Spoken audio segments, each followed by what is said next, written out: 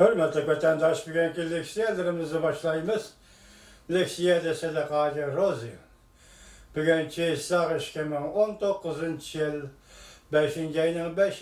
günü heptige yekşembe.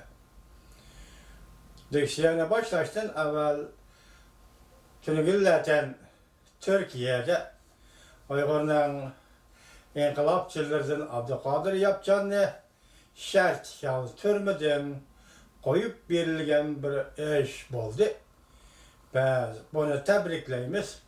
Şundakla Türkiye Cumhuriyeti'nin prezidenti Erdoğan hükümetiyle rahmet eytimiz. Enlikteki vaziyet. Hazır Cungo sohbeti, Amerika Cungo sohbeti aldığımızdaki cuma günü gelişim imzalaydı diyeniydik.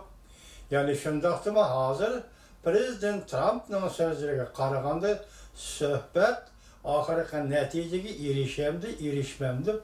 Buna ya kelişim imzalanmadı. Bu Amerika üçün bərabər degan sözlərə asaslansak, vaqatımqa söhbət yana lengir taxtaq. Yani axırı nəticə nimə degan sual bilan kelyapti. Bu vəziyyət doğrusu. İkincisi, Amerika Qoşma Ştatları hökuməti bu kadar müsaade sohbeti de Uygur meselesi, yani Uygur'un bugünkü faciası meselesi. Doğrusu da sohbeti Xitayga hiç kandak bir mesele oturup koygan emas. Bunu New York Vakt gezeti şunda haber kıldı, bugün sizlerge anlatımız. Vaziyet şundak bolsun, lekin biz herkes ümitsizlenmeyimiz. Ümit var yaşayımız, hürmetli vatandaş. Aldığımızda uçup ketken 2018 yılı bir yılda gidek Amerika Qoşma Ştatlarından Taşqı İşler Ministerliği muavin Prezident Michael Pence Devlet İşler Katibi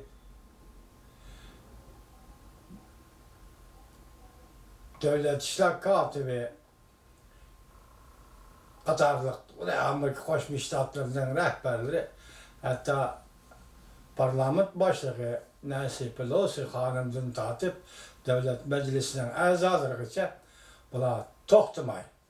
Uygur meselesi doğrusu da sözlep geldi. Uygur meselesi doğru ciddi sözlep geldi.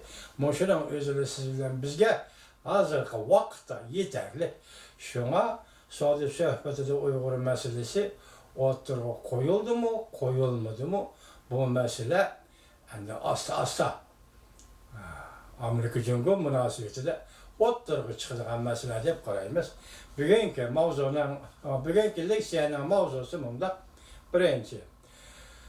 Devlet İşler Katibi Mike Pompeo, Prezident Trump hükümeti Cumhuriyet'in kelyapatkan tehditki ciddi qarabatını da görsetti. Mavzulu haber 5. ayının 4.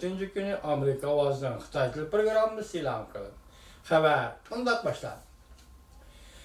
Amerika Qoşma Ştatları Devlet İşler Katibi Mike Pompeo 5. ayının 2.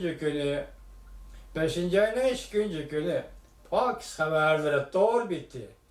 100 gram burcakları doğru bitenen ziyaretini kabul kılganda Cumhuriyet'in Amerika'ya xaris payda kılganlığı doğrusu da alaydı toxtulup hem de Prezident Trump hükümeti Cumhuriyet'in kelyapatkan tehditke intayın ciddi qaraydı dep görsetti.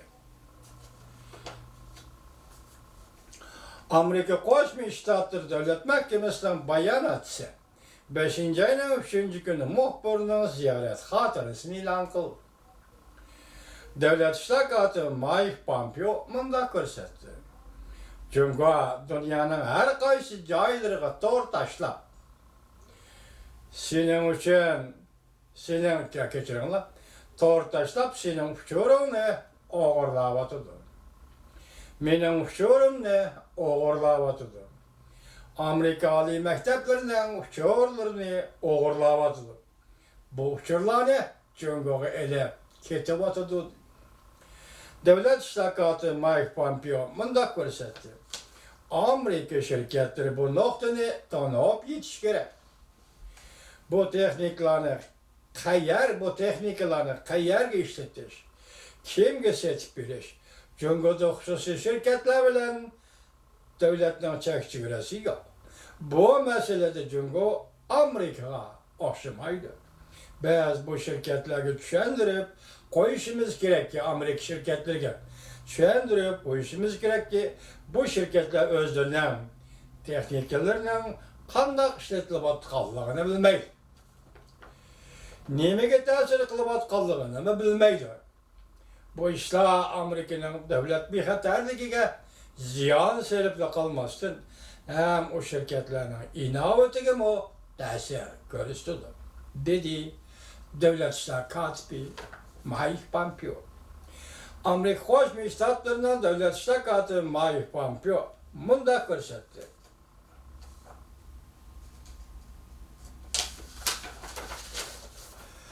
Prezident Trump hükümeti Cungo ile Amerika'nın beraberlik güçlü savdo qilishga kapolat qildi. Amerika Cungo'da 1,5 milyard nüfus borligini tanib yetdi. İki devlet o'tirishisiz savdo bo'ldi, lekin biz Amerika'nın kelgisi 10 yil, 20 yil, 50 yil ichida dunyoga rahbarlik o'rnida turishiga kapolat qilishimiz kerak. Şu yıllarda Amerika dünyaya rehberlik qilish kerak. Şu o'rinda ching turish kerak. Amerika Qo'shma Shtat Davlat ishlar katibi Mike Pompeo Xinjiangda qayta tarbiyalash lagerlari to'g'risida to'xtaldi. Hamda 20. asrning 1930-yillardagi tragediyani kishilarning esiga soldi. Bu ishga Prezident Trump hukumati harakat qo'llanadi deb ko'rsatdi. Amerika Qo'shma Shtatlarining Davlat ishlar katibi Mike Pompeo. Riyosatchi Laura Ingram Demokratlar Partiyasining prezident sayloviga qatnashmoqchi bo'layotgan sobiq ma'mur prezident Joe Bidenning Cungo bizning raqobatchimiz emas degan bir jumla so'zini qo'yib berganda Davlat ishlar katibi Mike Pompeo bu to'g'rida bir narsa demadi. Devlet İşler Katibi Mike Pompeo mundaq cevap verdi. Prezident Trump ve bizden memuriyet dairlerimiz Cungo'dan kelivatqan tahdidga intayin ciddi qaraydi. İntayin ikki qatim e'lon xabarda. Bu tahdid biz hozirla anlab o'tgan bu tahdidga tubdan o'xshamaydi. Cungo'dan kelivatqan tahdid hozirla anlab o'tgan tahdidga o'xshamaydi. Yoki so'zga hargiz o'xshamaydi. Inkas birinchi, musha xabarga yozilgan inkas birinchi. Cungo Kompartiyasi bo'ldi kuchak hokimiyatning mavjudligi insoniyat uchun nomusdir. Yaşasan büyük Amerika xalqi, Amerika hukumati. Rahmat sizlarga, büyük prezident Trump, deydi inkas yozuvchi.